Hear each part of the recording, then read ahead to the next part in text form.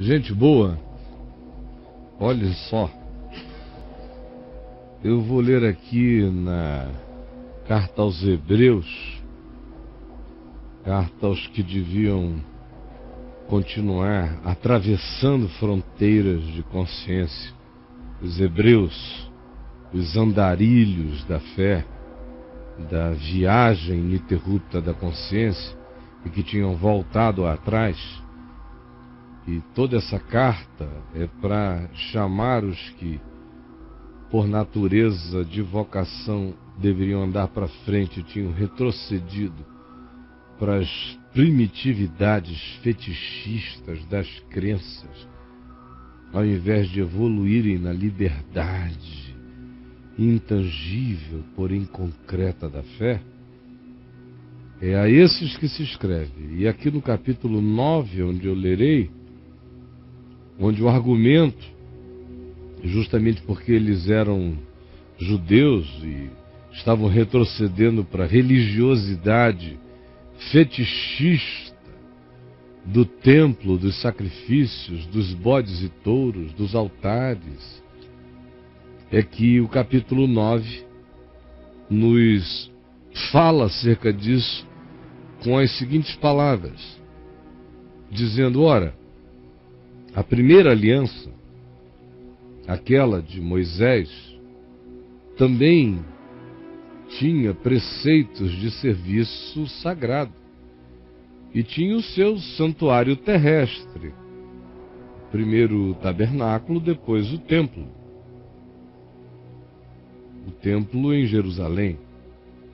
Com efeito, foi preparado o tabernáculo, que foi o lugar original desse ofício sagrado no deserto, cuja parte anterior do tabernáculo, onde estavam o candeeiro e a mesa e a exposição dos pães, se chama o santo lugar, porque quando se escreveu a epístola, o lugar ainda estava erguido em Jerusalém.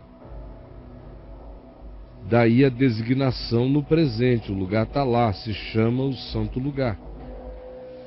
Por trás do segundo véu se encontrava o tabernáculo, que hoje no templo de Jerusalém, ou naquele tempo, enquanto o templo estava erguido, ele diz no presente, se chama o Santo dos Santos. Por trás do segundo véu se encontrava isso no tabernáculo. Ora, o Santo dos Santos, nele e havia um altar de ouro para o incenso que se queimava. E lá também estava a Arca da Aliança, com a vara de Moisés, as tábuas da lei e uma porção do maná. A Arca da Aliança, coberta de ouro, na qual estava uma urna de ouro contendo o maná, a vara de Arão, a vara do sacerdócio, que floresceu, e as tábuas da aliança de Moisés. E sobre ela, a arca, havia as esculturas dos querubins de glória, que com a sua sombra cobriam o propiciatório, o lugar dessa oferenda, dessa oferta. Dessas coisas, todavia, não falaremos agora com vocês, pelo menos não falaremos pormenorizadamente, diz o escritor de Hebreus, e prossegue, dizendo: ora, depois de tudo isto, e de todo esse rito, e de toda essa decoração, e de toda essa preparação, e de toda essa sequência simbólica preparada desse modo, com os significados que carregava, continuamente entram no primeiro tabernáculo os sacerdotes, não no santo lugar, mas no santo dos santos, onde acontecem as realizações dos serviços sagrados, ou aconteciam, quando o templo ainda estava erigido. Mas no segundo lugar, atrás do segundo véu, no ambiente mais íntimo, chamado de Santo dos Santos, Não havia movimento de rotinas em frequência. Apenas o sumo sacerdote, sozinho, uma vez por ano, não sem sangue, ou seja, levando sangue, oferece. O templo ainda estava erguido, o verbo é no presente. Oferece por si e pelos pecados da ignorância do povo o sangue que carrega lá para dentro. Querendo com isto dar a entender o Espírito Santo, por metáfora, por parábola, por analogia, por arquetipia, que ainda o caminho do santo lugar não se manifestou, porque enquanto a estrutura for aquela, o lugar íntimo de Deus não se manifestou para aquele que vive os continimentos, as divisões, as separações, as departamentalizações propostas por essa arquetipia, por essa montagem, por essa arquitetura de templo que quer carregar um significado de natureza espiritual. O templo carregava a seguinte mensagem: o homem chega até aqui, o homem fica do lado de fora, no átrio. Os que penetram o santo lugar são alguns profissionais da representação dos que não entram. E os que entram no Santo dos Santos é um só, que faz isso uma única vez no ano, nesse lugar intimíssimo. Portanto, se diz, o Espírito Santo estava querendo dar a entender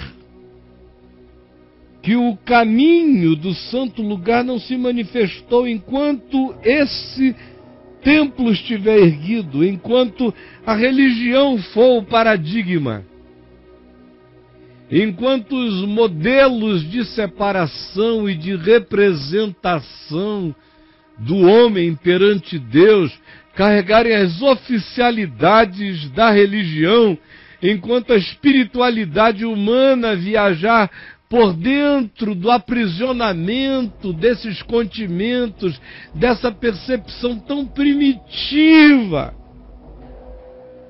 significa dizer, enquanto isso está erguido na consciência de alguém, enquanto esse é o paradigma da sua espiritualidade, nunca se manifesta nele a adoração profunda em espírito e em verdade.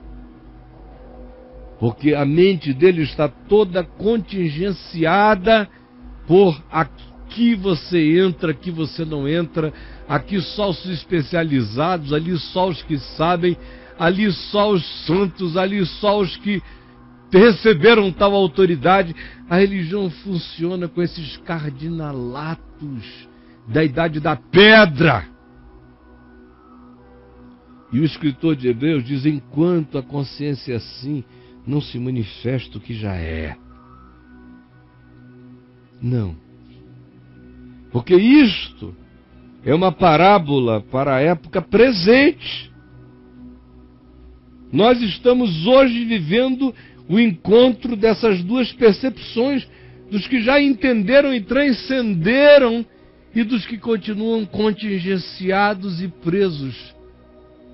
Tem gente adorando a Deus em espírito e em verdade, e tem gente na idade do templo. É uma parábola para a época presente. E segundo esta parábola, se oferecem assim hoje, nos cultos da religião, dons, sacrifícios, campanhas, barganhas, oferendas, trocas. Embora esses sacrifícios, oferendas, esses cultos, no tocante a solucionar a consciência com paz, seja num templo consagrado a Jesus, ou seja num terreiro consagrado a quem quer que se o tenha consagrado, nada disso traz paz à consciência. Sim, eles são ineficazes para aperfeiçoar o que presta o culto. Por isso ele continua irresoluto, angustiado, sem solução, incompleto, insatisfeito. Não se completou do ser dele o caminho para dentro do Santo dos Santos em Cristo. Ele não encontrou ainda o descanso uma vez e para sempre no que Jesus está feito. A consciência dele não repousou na serenidade eterna de saber que todo escrito de dívida que havia contra ele foi rasgado e encravado definitivamente na cruz. Portanto, todo esse arcabouço, esse aparato com o qual você tenta se enganar nos tabernáculos da sua primitividade espiritual, são ineficazes para aperfeiçoar aquele que presta o culto, que só é aperfeiçoado na intangibilidade de uma consciência que amadureceu na fé, sem fetiches e sem barganhas, e adora a Deus em espírito e em verdade. Portanto, essa consciência entendeu que essas coisas não passam de ordenanças da carne, por isso não pacificam o espírito. São absolutamente relativas, por isso não planificam o ser. São só simbólicas, por isso não atendem à demanda de significado profundo da alma. São apenas cenários, não são essências. Por isso, não aperfeiçoam aquele que presta o culto.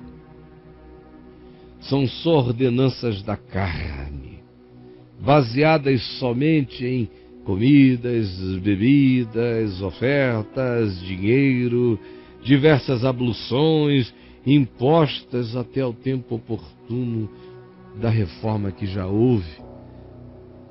E aqui ele diz: a reforma já chegou. Quando ele prossegue, diz: quando, porém, veio Cristo, Jesus, como sumo sacerdote de bens já realizados, já consumados, já feitos, está consumado, está pago. Sim, quando veio Cristo, mediante o maior e mais perfeito tabernáculo, que não foi feito por mãos humanas, ou seja, não desta criação, mas o seu próprio corpo, o seu ser, o seu ente inteiro. Este é o tabernáculo do culto. Ele é o templo ambulante de Deus entre os homens, o santuário de Deus com os homens. Não por meio de sangue de bodes e de bezerros, ou de relatividades dessa criação, de simbolizações. Não, em Cristo as simbolizações acabaram. Mas pelo seu próprio sangue, Ele entrou no Santo dos Santos. Não que diante de Deus tem uma caixinha chamada Santo dos Santos, isso é uma simbolização para a percepção humana. Ele entrou no Santo dos Santos, Ele nos justificou, nos cobriu. Para não usarmos a linguagem do templo, Ele afirmou pela sua justiça a minha justiça, apesar da minha injustiça. De uma vez por todas, obteve para mim eterna redenção para além de toda questionabilidade. Estabeleceu a graça como bem absoluto no meu ser. Portanto, gente, se o sangue de bodes e de touros lá no templo de Jerusalém, a cinza de uma novilha, aspergida sobre os contaminados, os santificava simbolicamente, enquanto Jesus não tinha vindo, apenas como paliativo psicológico para a alma culpada, quanto mais agora, quando nós somos justificados pela consciência do sangue de Cristo, pelo Espírito eterno, pela certeza absoluta. Por que conscientes disso não servimos então ao Deus vivo, em espírito e em verdade, ao invés de vivermos os primitivismos das crenças dos alienados, dizendo: ó Deus, eu vou te dar dinheiro, mas me ajuda. Eu vou te dar uma grana, Senhor, mas, por favor, não esquece de mim. Eu vou fazer essa campanha 30 dias, vai ser meu sacrifício, minha renúncia, mas não esquece de mim. Eu vou subir o Monte Gerezim, mas não esquece de mim. Eu vou subir o Monte Sião, mas não esquece nem de mim, nem da vovó, nem do João. Ai, gente, é de Cristo, é do Cordeiro Eterno, é do sangue absoluto que acabou com todas as relatividades. É dele que estamos falando. Isso aqui se diz que a consciência não vai encontrar paz enquanto quiser as soluções de bodes e de touros, enquanto quiser se satisfazer com as mecânicas litúrgicas do templo, enquanto imaginar que a obra de Deus consiste numa magia de sequências espirituais e não no que Jesus fez, consumou e acabou definitivamente na cruz. Tetelestai, está pago, está consumado. É por isso que você sofre, porque bodes e touros não vão lavar você. Porque os cultos das suas oferendas são apenas cenografias e presépios de representações desejosas de paz, mas culposas de um coração que não se apropria nunca da única realidade concreta. A única coisa concreta para quem fala de Deus é tomar posse pela fé de bens não concretos, espirituais. Mas você só se apropria disso pela fé, porque assim como a minha mão está para o meu corpo, a minha fé está para o meu espírito. É com a fé que eu tomo posse dos bens imateriais do espírito, da paz, da convicção, da certeza de que foi feito para sempre e não tem repetição. Eu não serei mais repetido.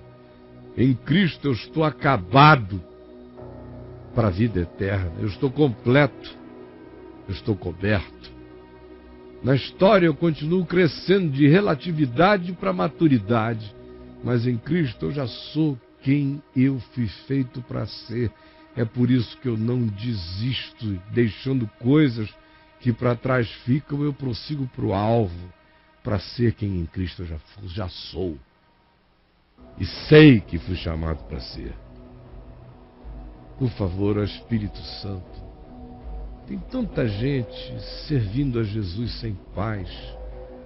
Tem tanta gente que quer encontrar Deus no templo, quer encontrar Deus na organização, na instituição, nas sequências litúrgicas, nas novenas, nos ritos,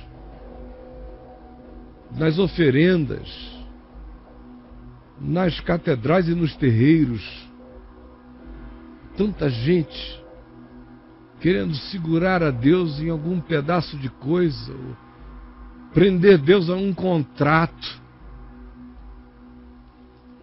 Por favor, Jesus, que o Espírito Santo nos salve de tamanha idiotice a qual temos estado presos, e que Ele nos convença agora de que tudo já está feito, que todos podem orar, todos podem receber, todos podem ser curados, tudo é de graça, não há preço humano nenhum a ser oferecido como barganha.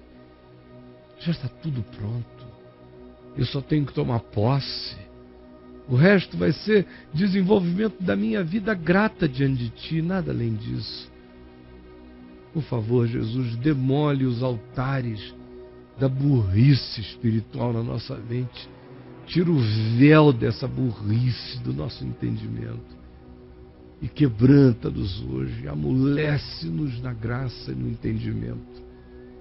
E ajuda-nos a perceber que enquanto estiver esse tabernáculo erguido na cabeça da gente, a graça não se manifesta. Enquanto a gente, tendo sido iluminado, prefere todavia a sombra e não a luz, a graça não se manifesta na gente. Enquanto a nossa segurança é o símbolo e não Jesus, a graça não se manifesta na gente. Ajuda-nos a entender isso, por favor. É o que eu te peço agora, em nome de Jesus. Amém. E amém.